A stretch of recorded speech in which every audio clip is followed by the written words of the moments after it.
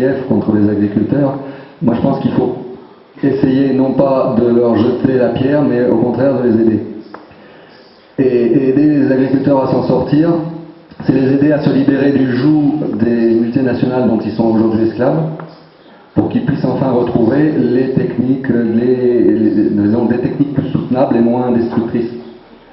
Pour qu'ils puissent retrouver la possibilité d'utiliser leurs semences et qu'ils ne soient pas, comment dirais-je, bloqués par les semences F1, les semences donc hybrides, hein, j'entends, les semences génétiquement modifiées, etc., dont ils ne peuvent pas aujourd'hui contourner.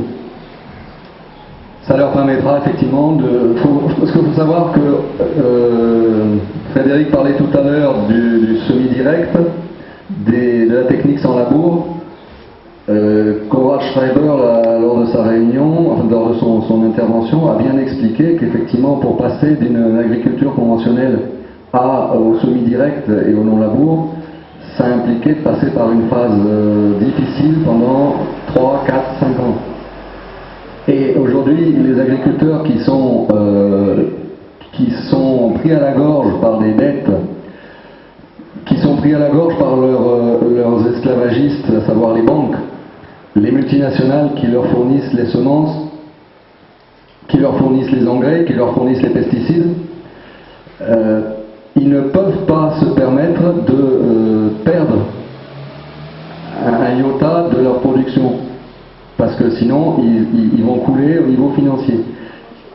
Ça ne pourra pas marcher. Ils voudraient bien, moi à l'occasion de la conférence de Konrad, lorsqu'on est allé visiter la noyerie, j'avais 2 agriculteurs à côté de moi qui, lorsque Konrad Schreiber a montré ce qui se passait dans le sol, on se sont regardés tous les deux et se sont dit, mais alors quand je laboure avec mon truc là, je tue tout ça. Ils venaient de découvrir. Après, à la fin de la conférence, on a discuté avec un jeune agriculteur.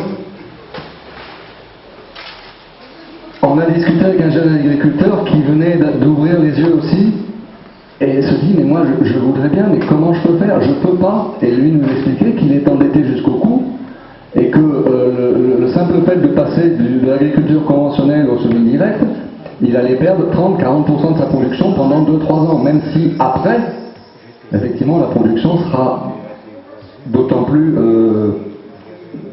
prospère. Et donc il faut bien qu'on arrive à trouver localement, il faut que par petits groupes local, on arrive à aider nos agriculteurs à passer ce cap. Et sous des systèmes qu'il va falloir qu'on invente, qui ressembleront peut-être à ce qu'on appelle aujourd'hui les AMAP.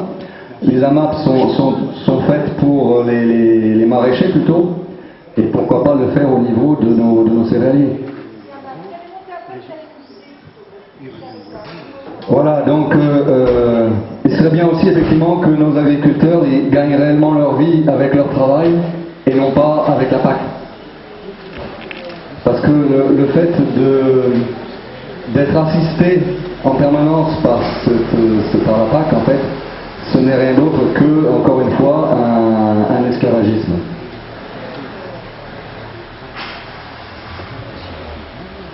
Il serait bien aussi, on s'aperçoit, si on veut arriver à trouver des solutions alternatives d'approvisionnement alimentaire, il serait bien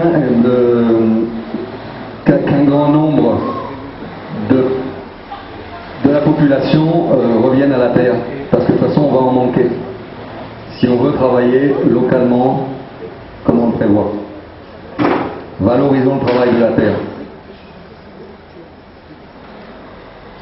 Et pourquoi local aussi? C'est avec un resserrement des liens locaux qu'on pourra mieux connaître et partager les dilemmes de nos agriculteurs. Arrêtons de les accabler, on a vraiment besoin d'eux. Et en plus ils le savent, ils sont dans un cercle vicieux. J'ai discuté avec pas mal d'agriculteurs qui sont hyper inquiets pour l'avenir parce qu'ils ne savent pas comment ils vont pouvoir nous nourrir, vu l'augmentation de la population. Ah, qu'est-ce que j'ai encore à dire?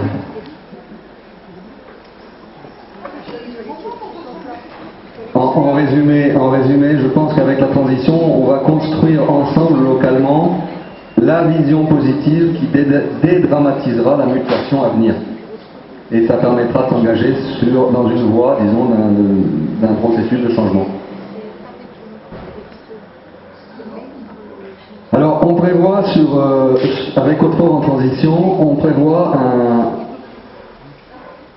comment on peut appeler ça, un événement en juillet 2012 que l'on a baptisé d'ailleurs Objectif Plan B. Alors, pourquoi? Parce que la résilience dans un groupe comme ça passe par une relocalisation intensive comment dirais-je? Non, une relocalisation et une intensification des liens entre les acteurs locaux, les habitants locaux. Ça, c'est notre objectif de la fête, du objectif plan B. C'est faire en sorte qu'on arrive à regrouper, à relier les liens, à refaire les liens entre tous les acteurs locaux et la population aussi. Faire à partir de là un inventaire de tous les possibles locaux, dans tous les domaines. Et à partir de cet inventaire, identifier les manques, de façon à ensuite trouver des solutions pour combler ces manques.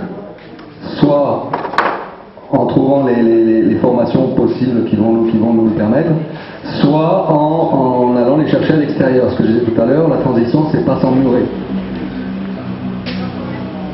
Mais aller chercher à l'extérieur exclusivement ce dont on a besoin.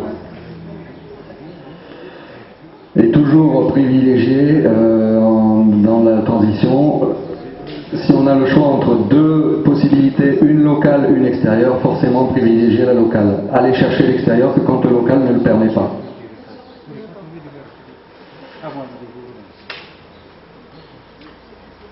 Et bien voilà, je pense que je vais simplement finir avec quelques avantages qu'on peut avoir avec les bénéfices d'une haute résilience dans un lieu.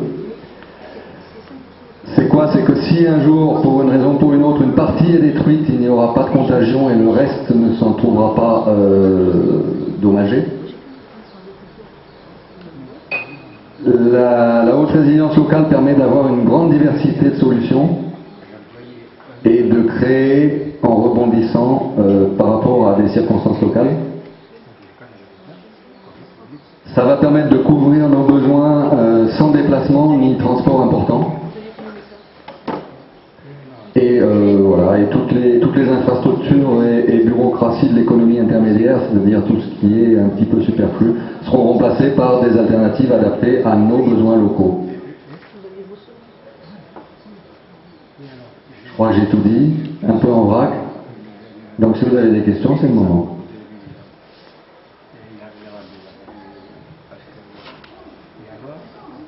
Il n'y a plus de questions.